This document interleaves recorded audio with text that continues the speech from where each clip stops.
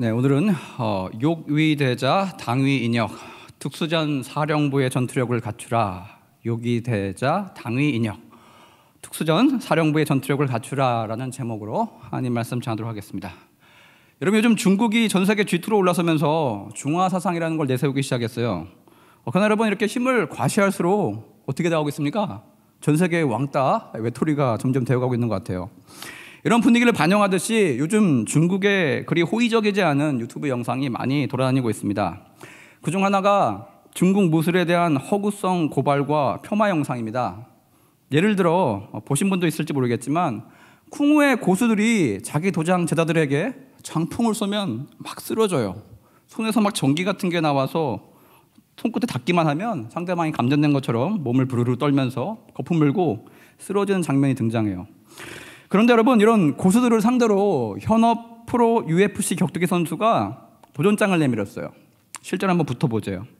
그래서 여러분, 경기가 펼쳐지게 됐습니다. 근데 여러분, 결과를 아십니까? 앞서 기대했던 장면이 재현되긴커녕 경기 시작하자마자 1라운드도 못 버티고 일방적으로 그냥 처참하게 폭행을 당하고 KO에 당하는 장면들이 많이 떠다닙니다. 이 격투기 선수의 도전에 여러 중국 무술의 고수들이 저 무술은 원래 안 된대. 저기 약한 무술이래. 나는 될 거래.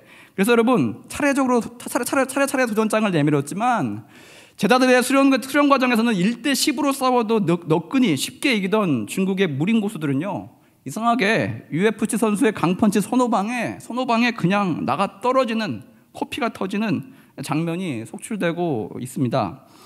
이런 결과에 대한 분석으로 각 권법의 고수들은 매일 웨이트 트레이닝으로 체력과 근력을 강하게 단련시킨 현업 격투기 선수와 붙었을 경우 기초 체력과 근육량, 즉 파워에서 밀리기 때문에 판판이 현실에선 질 수밖에 없다라고 합니다. 여러분, 이런 여러 중국 무술의 도전기를 짤로 묶어서 유튜브에 올리고 이것이 중국 무술의 현실이다 라면서 굴욕적인 제목으로 유튜브 채널에 많이 떠다니더라고요. 이렇게 여러분, 제자들 앞에서는 강력해 보이던 중국의 무술이 현실에서는요, 일방적으로 두들겨 맞음으로 거의 폭행을 당함으로 중국의 무술은 보기에는 화려해 보일지 모르겠지만, 관상용일지 모르겠지만 세상에서 실제 싸움에 붙었을 때는 그리 실력이 없다, 잘 통하지 않는다며 비웃음거리가 되어가고 있다는 것입니다. 여러분, 저는 이것이 비단 중국 전통 무술 이야기가 아닌 것 같습니다. 오늘날 우리 기독교가 한국 사회에서 세상의 조롱과 근심거리가 되어가고 있는 것도 비슷한 이유라고 생각합니다. 기독교인들에게 빛과 소금이 되라는 말씀이 교회 내에서는 얼마나 가능할지 모르겠으나 여러분, 실제 사회에서는요, 많은 분들이 그렇게 잘 살지 못하는 경우가 많다는 것입니다. 교회 내에서는 성숙하고 인자한 대인배일지라도 교회 밖 사회에서는요, 그 모습이 그대로 이어지지 못하고 있는 안타까운 현실을 마주할 때가 참 많습니다. 여러분, 생각해 보세요. 우리가 너무나 싫어하는 개독이라는 표현, 기독교 폄하 발언 듣기 너무나 거북합니다. 근데 여러분, 그 안엔 동시에 기독교인들을 바라볼 때 그만큼 믿지 않는 사람들이 우리를 바라보고 원하고 기대하는 수준의 것들이 분명히 있었는데, 정작 우리들의 삶 가운데 그런 수준에 도달하지 못하는 것에 대한 저들의 대단한 실망감을 담은 그런 거친 표현이라 할 수 있습니다. 이런 세상의 비판에 어느 때인가 기독교는요, 이렇게 답하기 시작했어요. 우리는 세상과는 다른 가치를 추구하기 때문에 세상이 이해할 수 없는 방향으로 나아가고 있다. 다시 말해, 성령이 없는 죄로 가득한 세상 사람들, 어차피 우리를 이해를 못하니 세상이 교회에 대한 그 비판과 우려에 대해서 우리 갈 길 갈 거니 신경 쓰지 마라 라며 여러분, 그렇게 선포하면서 정면 돌파를 선언하고 있다는 것입니다. 여러분, 이게 물론 틀린 이야기가 아닙니다. 네, 결코 세상은 우리를 다 이해할 수 없습니다. 여러분, 그런 세상을 붙들고 우리 교회와 성도들이 다 한 명씩 다 이해시킬 수도 없다는 것입니다.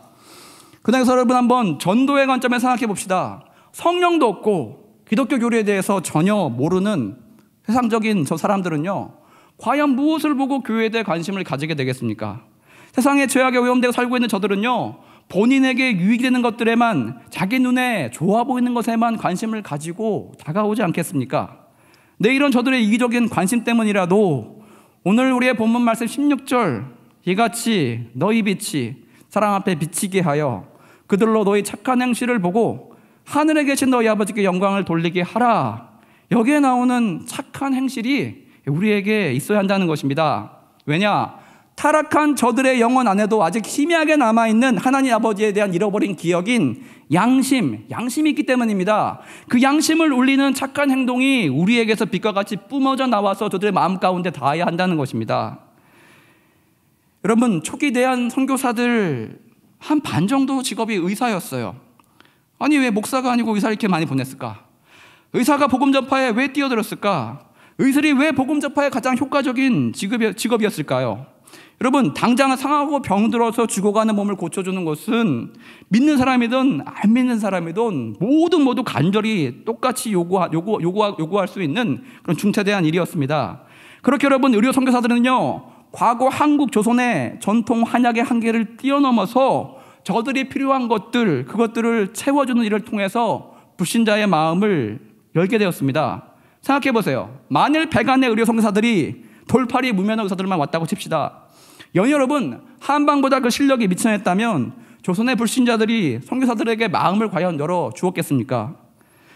여러분, 개와 물결 속에 신문물에 대한 수요가, 배움에 대한 수요가 엄청나게 밀어닥치고 있던 시절에 감리교 선교사들은요, 한국에 오자마자 정동이라는 땅에 대규모 부지를 구입하고 남아들을 위해서는, 남자아이들을 위해서는 배제학당을, 여아들을 위해서는 이화학당을 열었습니다. 지금 정동 제1감리교회를 중심으로 북쪽으로는 이화학당이 위치해 있었고요, 서쪽으로는 배제학당이 세워졌습니다. 그리고 두 학당 사이 뒤에, 그 교회 뒤에는 남성을 위한 시병원, 여성을 위한 보구여관이 세워졌다는 것입니다. 여러분, 근데 이렇게 야심차게 병원과 학교를 세웠지만 처음에 찾아오는 조선 사람들이 거의 없었어요. 왜냐? 조선인들의 신뢰, 마음을 얻지 못한 상태였기 때문이었습니다. 조선인들은 선교사들의 본심을 알지 못하기 때문에 양귀자라면서, 서양 귀신이라면서 저들을 대단히 경계하고 멀리했다는 것입니다. 실제로 여러분, 초기 이화학당을 세웠을 때도 건물은 세워졌는데 아이들이 오지 않았어요. 왜냐하면 얼마 전까지만 해도 흥선대원군이 조선을 다스렸을 때만 해도 척합이란 것을 전국 방방곡곡에 동네마다 세워서 서양인들에게 협조하는 것은 곧 매국하는 행위다라는 매국 코드가 유행했었기 때문입니다. 여러분, 이 선교사들이요, 아이들의 눈을 빼다가 현미경을 만든다는 괴소문이 전국에 돌았어요. 근데 그때 그걸 믿었다는 거예요. 근데 여러분, 이런 의심을 한 번에 불식시키는 사건이 일어나게 돼요. 한양도성에 갑자기 콜레라가 번지게 됩니다. 지금 우리 코로나19 유행 때와 마찬가지로 엄청나게 수많은 환자들이 쏟아져 나왔습니다. 당시 여러분, 한방으로 치료하는 국가지정병원에 들어가는 환자들은요, 3분의 2가 죽어 나왔어요. 그런데 여러분, 선교사들이 운영하는 병원에 들어가는 환자들은 3분의 2가 살아서 나오게 됩니다. 백성들은 이후 서양 의사들의 헌신과 서양 의술의 뛰어남에 대해서 인정했어요. 그리고 그동안 의심의 눈초리로 바라보던 선교사들의 의료 학원 사업에 대해서 열렬한 지지와 관심을 보내기 시작합니다. 이에 이화와 배제학당의 아이들을 하나둘씩 보내기 시작하게 되었고요, 이를 통해서 앞선 서양의 선진 문물을 배우는 너무나 좋은 교육 기회를 저들이 제공하고 있다는 것을 알게 되었어요. 이제 여러분, 입소문을 타고요, 배제와 이화에 들어간다는 것은 곧 서양의 프리스티지 교육을 받는 그런 소중한 기회라는 것을 저들이 알게 됐다는 것입니다. 그렇게 여러분, 개점효과 같이 학당 초기에 파리만 날리던 그런 학교에, 파리만 날리던 병원에 병자들과 조선의 학생들이 물고기 떼와 같이 미어터지게 몰려오게 되었다는 것입니다. 즉, 답답한 세상이 답을 제공하지 못하는 것들, 그것이 의료가 되었던, 교육이 되었던 조선 백성들에게 필요한 것을 앞서서 제공해 주었던 것이 곧 한국 선교의 시발점이 되었다는 것입니다. 학교와 병원을 통해서 그렇게 모여든 조선의 백성들이 누굴 만납니까? 선교사들의 만남을 통해서 곧 교회의 성도로 한 명씩 변모되어 가게 됩니다. 이렇게 오늘 본문의 말씀과 같이 여러분, 착한 행실을 통해서 너희 아버지께 영광을 돌리게 하라, 이 말씀이 그 복음 전파의 문을 열어주는 좋은 접촉점이 된다는 것입니다. 이렇게 여러분, 기독교 사상은요, 세상에 줄 수 없는 것을 제공해 줄 때 이기적인 세상은 우리에게 관심을 가지고 다가오게 된다는 것입니다. 이렇듯 여러분, 세상의 빛과 소금과 같은 유익이 됨으로써 저들의 마음의 문을 열고 연여 그 안에 영적인 가치, 눈에 보이지 않는 영원한 세계에 대해서, 영적인 만족에 대해서, 영적인 행복에 대해서 알려주고 채워주는 것이 우리 교회가 되어야 한다는 것입니다. 즉 예나 지금이나 하나님을 몰라서 그저 세상의 이익을 쫓아 회집을 반복하는 사람들에게 여러분, 우리는 착한 행실을 통해서 더 양심에 호소해야 돼요. 그리고 기독교에 대한 관심을 불러일으켜야 한다는 것입니다. 연혀 우리는 세상에서 찾을 수 없는, 결코 세상이 만족시켜줄 수 없는 영적인 말씀의 공급으로 저들에게 다가서야 한다는 것입니다. 반대로 여러분, 우리가 세상을 닮아갈 때 세상은 우리에게 실망하며 점점 멀어져 갑니다. 세상과 다른 것이 그 무언가 차이를 느끼거나 발견하지 못할 때 세상은 우리에 대한 더 이상 관심을 두지 않고 끊어버리게 됩니다. 아니, 세상의 기준에도 못 미치는 수준으로 교회가 운용이 된다면 세상은 오히려 교회를 비판하고 걱정하게 된다는 것입니다. 여러분, 저는 교단은 다르지만 성결교 총회장님이신 한 목사님께서 강단에서 이렇게 설교하는 것을 들어본 적이 있습니다. 이 목사님은 성결교 교단의 이름으로 시국선언을 해야 될 때가 종종 있대요. 이분께서 문구 중에 즉시로, 반드시, 명일까지 이런 강력한 표현이 만약에 원고에 들어있다면 일부러 빼게 하신대요. 왜냐하면 이런 문구는 세상에서 노동운동할 때, 이념운동할 때 자주 쓰는 표현들이기 때문이라고 합니다. 이 목사님께서는요, 우리가 세상과 같은 방식으로 그런 방식의 표현을 써서 교회의 입장을 전달하게 된다면 복음에 대해서 모르는 사람들이 교회 사상에 대해서 똑같이 느끼지 않겠냐, 이렇게 반문하시더라고요. 연이어 이런 질문을 하세요. 우리 교회는 예수님이 재림하시기 전까지 계속해서 영업, 즉 전도 활동을 계속해야 될 텐데 교회에 대해서 호감을 가지고 궁금증을 가지고 새신자로 그렇게 사람들이 오게 될 터인데, 이런 강경한 표현을 쓴다면 지금 당장은 우리의 이익을 얼만큼 관철시키고 지킬 수 있더라도 미래의 영혼을 위한 포석이라 할 수 있는 교회의 좋은 이미지를 스스로 깎아먹고 상쇄시키는 행동이니 결코 바람직하지 않은 행동이다라고 말씀하시는 것을 본 적이 있습니다. 즉 코로나 시국에 교회가 좀 핍박을 받는다고 교회가 노동분교나 투쟁에서 쓰는 문구를 동일하게 사용한다면 우리 교회의 이미지가 세상에 어떻게 비춰지겠냐, 이렇게 걱정하시더라고요. 연히 하나님을 모르는, 즉 우리가 결코 복음으로 포섭해된 대상에게 어떻게 인식이 되고 어떻게 비춰지겠냐, 이런 고민에서 본인은요, 강경한 문구가 있을 때마다 삭제하게 했다 합니다. 결론적으로 그리하는 것이 교회의 미래를 위해서, 영혼 구원 사업을 위해서 장기적으로 더 이익이 크다, 이렇게 말씀하시더라고요.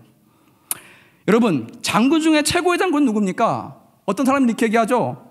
전쟁에서 이기는 장군이 최고의 장군이 아니라 오히려 전쟁이 일어나지 않게 하면서 승리하게 만드는 사람이 진짜 최고의 장군이다, 이렇게 이야기합니다. 그래서 여러분, 누구는 이렇게 얘기해요. 지금 우리가 군비 증강을 그만하고 그 예산을 아껴서 복지에 쓰면 얼마나 좋겠냐. 이건 어찌 보면 여러분 근시안적인 방법일 수 있습니다. 왜 싸움이 일어나지 않습니까? 우리가 강할 때 적들이 쳐들어오지 못한다는 것입니다. 우리 교회 강호 때부터인가 교회와 각을 세우는 단체와 싸워 승리하는 장군들을 많이 키워낸 것 같아요. 그러다 보니까 작은 전투에서 승리해서 이겨나갈지 모르겠지만 진정 복음을 알지 못하는 대다수 사람들에게 알게 모르게 여러분 어느 순간부터 이상하게도 쌈딱의 이미지로 그렇게 인식되게 되는 것 같습니다. 일상의 삶 가운데 오늘 본문 13, 14절 말씀과 같이 우리 성도님들은 세상의 어둠을 뚫고 들어가서 곪고 썩은 것마다 소금이 되어 녹아듦으로써 세상을 늑이 복음으로 치유한 역할을 감당하셔야 합니다. 그러나 안타깝게도 여러분, 세상과 빛과 소금이 되어야 하는 우리가 각자의 일터와 처소에서 하나님의 종은 다르다는 것을 보여줘야 되지만, 반대로 여러분, 우리의 신분을 감추고 그렇게 살아가는 이유가 무엇이겠습니까? 첫 번째, 기독교인으로 밝혀지는 순간 세상의 밥이 될 가능성이 커지기 때문입니다. 즉 세상은요, 우리가 기독교인인 것을 알게 되면 어떻게 합니까? 암암리에 모르는 사이에 이런 논조가 흘러가게 됩니다. 네가 손해봐. 할 사람 없으면 쟤 시켜. 쟤는 오리 가라 가면 심리 간다. 세상은 여러분 이렇게 우리를 거꾸로 이용해 먹으려 합니다. 이것을 알기에 한국의 기독교 인구가 4분의 1, 25%가 되지만 자기가 기독교인임을 알리면서 직장생활, 사회생활 하시는 분은 대략 10분의 1도 안 되는 것 같습니다. 왜냐? 신분을 노출할수록 불리해지니까요. 신분을 노출할수록 손해보는 일이 많아지니까요. 안 그래도 살아가기 힘든 세상, 살기도 피곤해지고 계속 손해보다 보면 열받고 결국 폭발하게 되는 것을 우리는 경험적으로 내가 상처받는다는 것을 잘 알기에 점점 자신이 신자라는 것을 그렇게 감추며 살아가게 된다는 것입니다. 두 번째, 여러분, 자기 신분을 밝히고 살아가는 사람이 있어요. 근데 여러분, 핵심 이익에 관련돼서는 세상과 같이 맹렬히 지키려 하는 부류가 있습니다. 이들은 기독교임을 당당히 밝히고 살아가나 세상 사람들로부터 결국 너도 별로 다루지 않구나 라는 평가를 받게 됩니다. 사람은 좋은 것 같은데 일에 대해서는 누구나 매몰차입니다. 자기 이익에 관련된 사항에 대해서는요, 세상 사람보다 더 박박 긁어 모은다는 것입니다. 때론 믿는 사람들이 더하다면서 이단이 아니라 동단이다 이런 표현을 씁니다. 무슨 뜻입니까, 여러분? 처음에는 달라 보였어요. 그런데 결국 끝을 가니까 우리랑 똑같다, 이런 여러분 세상의 평가를 받으며 살아가게 됩니다. 지금 앞서 이야기한 개독이라는 이런 안 좋은 표현들, 이 표현을 듣는 부류가 바로 이 부류라고 할 수 있겠습니다. 기독교인이라 스스로 밝혀서 기대했더니 그 기대를 저버리더라. 아니, 때로는 그 기대 이하의 행동으로 상해 온갖 비판을 받는 부류라고 할 수 있겠습니다. 마지막으로 여러분, 기독교인을 밝히고도 세상의 인정과 관심의 대상이 되는 분들이 있다는 거예요. 저는 개인적으로 7년간 직장 다니면서 한 500명 이상의 사람을 만난 것 같습니다. 그 중에 정말 닮고 귀감이 가는, 빛이 나는, 사람들로부터 칭송을 받는 크리스찬을 3분 정도 만난 것 같습니다.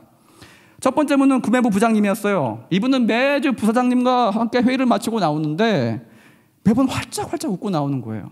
아니, 보통 창사로부터 방금 회의 시간에 엄청난 스트레스를 받았을 텐데 얼굴이 일그러지고 찌그러져 나와도 모자랄 것 같은데 늘 온화한 마스크를 띠고 미소를 머금고 나오는 거예요. 정말 저는 궁금해졌어요. 누가 묻기도 전에 궁금해졌어요. 저분이 누군지, 뭐 하시는 분인지.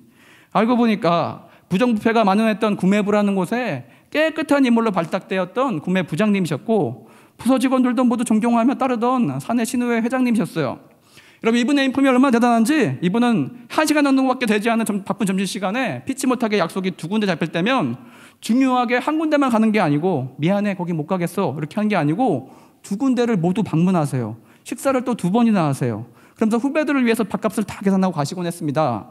상사 뒤에서 험담하기 바쁜 사회생활인데 이분 부장님으로 계셨던 구매부 직원들은요, 늘 뒤에서 이분의 미담만 늘어놓았던 것을 저는 기억하고 있습니다. 두 번째로 여러분, 이직하고 얼마 되지 않아서 다른 회사 다닐 때 회사 입구 쪽에 있던 제 자리에 강한 한 줄기 빛이 확 들어오는 것을 전 느꼈어요. 이분은 환하고 밝은 영혼을 지닌 영업부 부장님이셨는데 어떤 분인가 궁금해서 자리에 가보니까 그 자리에는 책꽂이에 낡고 달아있는 성경책이 하나 꽂혀 있더라고요. 많은 불신자들이, 회사원들이 입버릇처럼 당시 이렇게 이야기했습니다. 나는 이 부장 보면 언젠가 교회 한번 꼭 가보고 싶어. 여러분, 삶과 예수 그리스도의 알미 일치되었던 분으로 기억합니다. 이 부장님은 사내 신우 회장님이셨는데 정신적으로는요, 회사 내 사목과 같았어요. 목사님과 같았어요. 기독교 그 후배들이 상담을 요청해 올 때 어려움 당한 후배들에게 회의실에서 불러서 상담해 주시고 보내기 전에 꼭 목사님들이 하시는 것처럼 늘 기도해 주시면서 축복해 주시면서 보냈던 그런 분입니다. 마지막으로 여러분, 대리급 사원이라 불렸던 신입 사원이 있었어요. 그녀는 갓 4년대 대학을 졸업한 사회 초년병이었어요. 여러분, 보통 사회 초년병들은요, 매일 혼나고 깨지고 욕먹고 그렇게 3년의 세월을, 인고의 세월을 견뎌내야 됩니다. 그런데 여러분, 이 신입사원은 굉장히 달랐어요. 그 까다롭다고 소문난 김대리님이 화도 한 번도 안 내고 웃으면서 이 아이의 업무를 검토하고 피드백을 해주는 것입니다. 다른 사람들이 불려가면 매번 저쪽에서 큰 소리 들리고 매번 깨지고 자존심 팍팍 상해가면서 매일 혼나면서 그렇게 울면서 배우는데 그녀는 처음부터 달랐어요. 업무에 대한 기대치가 하늘과 같이 높은 김대리님이 말씀하시길 이 신입사원 이상하게 일에 센스가 있대요. 특별히 큰 소리 치면서 가르칠 게 많지 않대요. 나중에 알게 됐는데 그녀는 갓 25살이었지만요, 사회생활 만렙과 같았던 이유가 있었어요. 그것은 바로 그녀가 강남의 개척교회 담임 목사님의 딸로 10살 때부터 장장 15년간이나 교회 내에서 안 해본 일이 없었다고 합니다. 성가대부터 주일학교 교사해야 됐고 피아노 반주해야 됐고 무슨 행사 있으면 거기에 장을 맡아가지고 담당해야 됐고, 이렇게 여러분 일당백으로 다수의 일에 마감 기한이 있고 또 결과물에 대해서 책임을 져야 하는 그런 자리에 그렇게 전투적으로 일을 하다 보니까 이미 사회생활에 필요한 눈치, 코치, 정치, 실력 다 갖춰진 상태로 사회에 진출하게 되었다는 것입니다. 여러분, 한국에 대략 25% 정도의 기독교인이 있다고 하는데 정작 직장 내에서 기독교인이라고 스스로 표명하면서 살아가는 비율은 얼마나 됩니까? 제 7년 직장 경험으로는 10%도 채 안 되는 것 같습니다. 그 많던 사람들이 다 어디 갔습니까? 왜 스스로 영적인 신분을 드러내지 않습니까? 세상의 빛과 소금이 되라는 명령이 있는데 왜 세상 사람들에게 여기 빛이 있다, 여기 오면 소금이 있다, 여러분 광고하지 못합니까? 왜 그러지 않습니까? 왜 그렇게 신분들을 숨기며 우리는 지냅니까? 그 이유는 그렇게 했을 때 저들에게, 사람들에게 밥이 되는 신세가 될 텐데 그 스트레스를 능히 감당해낼 자신이 내 안에 없기 때문입니다. 밥이 된다는 것은 다른 편으로 여러분 자주 죽어야 된다는 거고, 자주 져줘야 된다는 거고, 그렇게 세상 살다 보면 이러다 호구로 전락하는 게 아닌가 하는 두려움과 고통이 엄습해 오기 때문입니다. 그렇게 자신 있게 나를 예수 그리스도를 따르는 주의 종입니다, 이렇게 자신 있게 영적인 커밍아웃을 당당히 하지 못한 채 살아가는 그리스도인들이 훨씬 더 많다는 것입니다. 여러분, 왜 이들은 듣고 배운 게 분명히 있을 텐데 세상에 적용시키지 못하고 이렇게 약하게 살아가는 것일까요? 그 이유는 바로 우리가 듣기만 하기 때문입니다. 영적인 전투를 위해서 영적인 전투 기술을 설교를 통해 배우게 되는데 우리는 귀로만 듣고 눈으로만 읽고 정작 몸으로 실천해보며 수련하고 단련해보는 절차는 상당히 많은 경우에 생략해버리기 때문에 이런 현상이 일어난다고 생각합니다. 옛날에 개콘에 이런 코너가 있었어요. 무림고수가 상대방과 한판 싸우러 가는데 상대방이 탁 치고 들어오는 순간에 잠깐만 왜 이렇게 성질이 급해, 잠깐만 내가 하려는 게 있어, 잠깐만 이러면서 상대의 주먹을 멈춰 세운 다음에 이렇게 얘기합니다. 네가 주먹을 뻗으면 나의 오른손으로 쳐서 맞고 뒤로 돌아서 팔꿈치로 너의 얼굴을 가격하면 너는 끝. 이렇게 천천히 설명해주는 코미디가 있었어요. 이 코미디가 우리에게 주는 교훈은 무엇입니까? 아무리 머릿속으로 잘 알고 있는 것이라도 몸이 기억하게 하지 않는 순간 우리는 적에게 당하고 만다는 것입니다. 한 번 싸워보지도 못하고 한 번 시력 빨리 발휘도 하지 못하고 우리 계획을 펼쳐보지도 못하고 그렇게 다운당하게 된다는 것입니다.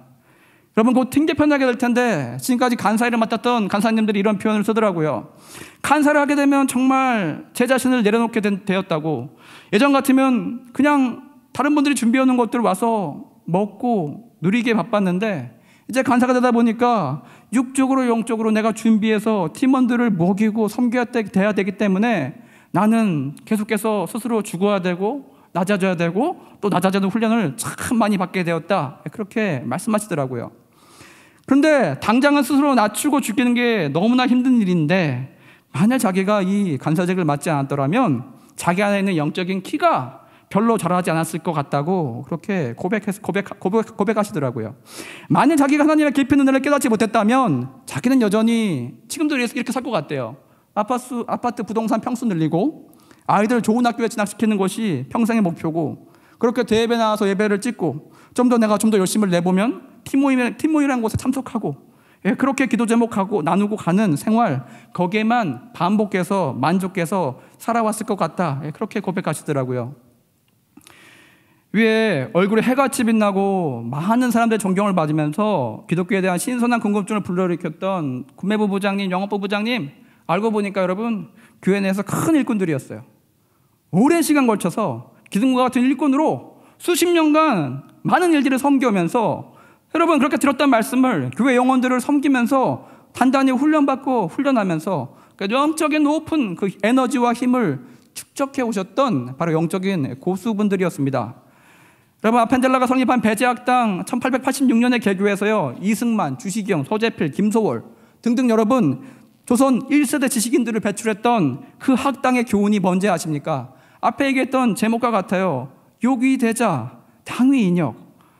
욕위대자, 욕심을 내다 할 때 욕위 무엇이 되다, 대자 큰 사람, 큰 사람이 되고자 욕심이 나는 사람은 당위인역, 당연할 때 당위 무엇이 되다, 인 사람, 역 일하는 섬기는, 당연히 섬기는 사람이 되어야 한다라는 것이 바로 이 학당의 교훈입니다.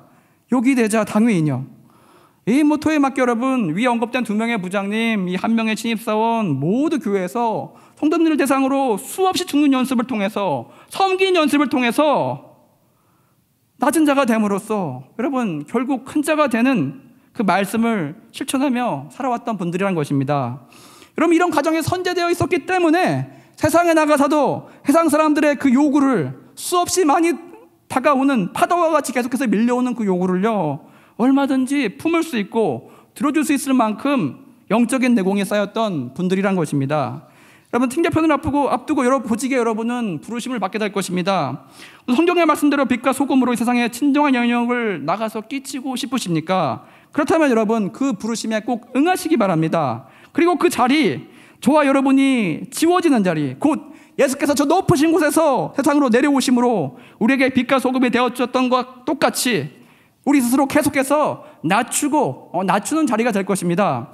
그 힘들어 버리는 자리에 우리 여러분 꼭 들어가시길 바랍니다. 그것은 여러분, 우리가 죽는 자리가 아니라 오히려 저와 여러분을 살려내는 바로 소중한 그 자리라는 것입니다. 진정한 부활의 힘을 경험하는, 진정한 부활의 힘이 무엇인지 아는 그리스도인으로 여러분은 빚어 나가게 된다는 것입니다.